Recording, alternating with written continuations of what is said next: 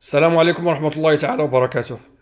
لا تشيلون هم، لا تشيلون هم، لا تشيلون هم يا أهل الإمارات، يا أهل قطر، يا أهل البحرين والدول الخليجية. لا تشيلون هم، والله العظيم قلبنا معكم وبنحبكم. أهل المغرب بيحبكم. والله العظيم نتأسف على هذا الشيء اللي وقع لكم وعلى هذه الأمور اللي وقعت لكم. والله العظيم نتأسف، لكن لا تنسوا أن المملكة الشريفة، نحن شرفاء، مملكة شريفة ومملكة علوية ومملكة القادة والسيادة الملكية تحت إشراف ملكنا الحبيب محمد السادس أعزه الله ونصره. فهمتم ماذا أقول؟ أعزه الله ونصره ملكنا الحبيب محمد السادس والأسرة العلوية. أنتم رأيتم أن المغرب الحبيب لن يتخلى على إخوانه. اتصالات واتصالات واتصالات واتصالات كثيرة،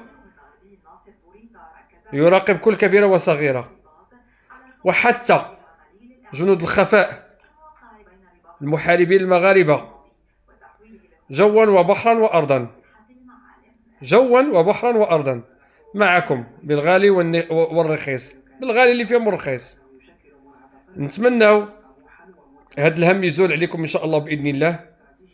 وخوتنا المغاربة المقيمين بالإمارات، حنا راه مخلوعين عليكم، وفي نفس الوقت فرحانين وعارفين على أن دولة الإمارات أنها مقدة ببلدها، أنها غتكون تصدى لأي صواريخ من الجهات الأخرى.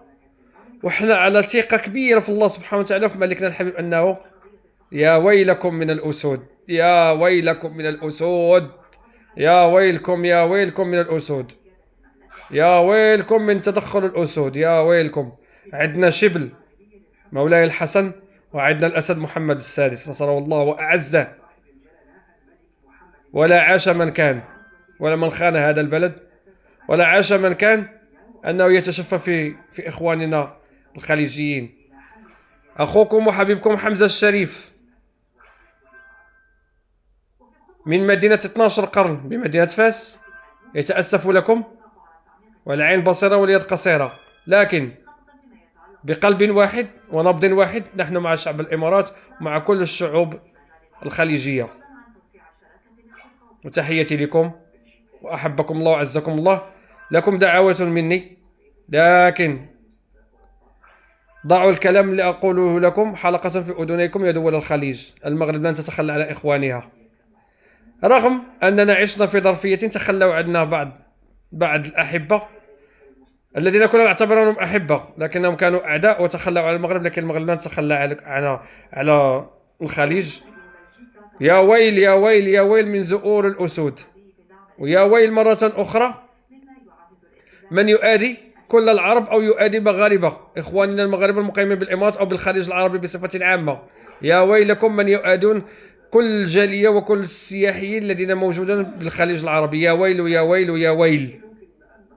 لأن عندنا خوتنا وعندنا أحبابنا وعندنا عائلتنا، ولو ما كاينش عائلتنا حنا، لكن حنا كمغاربة كيتسموا دوك الناس خوتنا وأحبابنا. يا ويل يا ويل يا ويل من بلاد الشرفاء. يا ويل. المغرب لن تتكلم، المغرب تطبق. عاش الملك نصره الله وأعزه.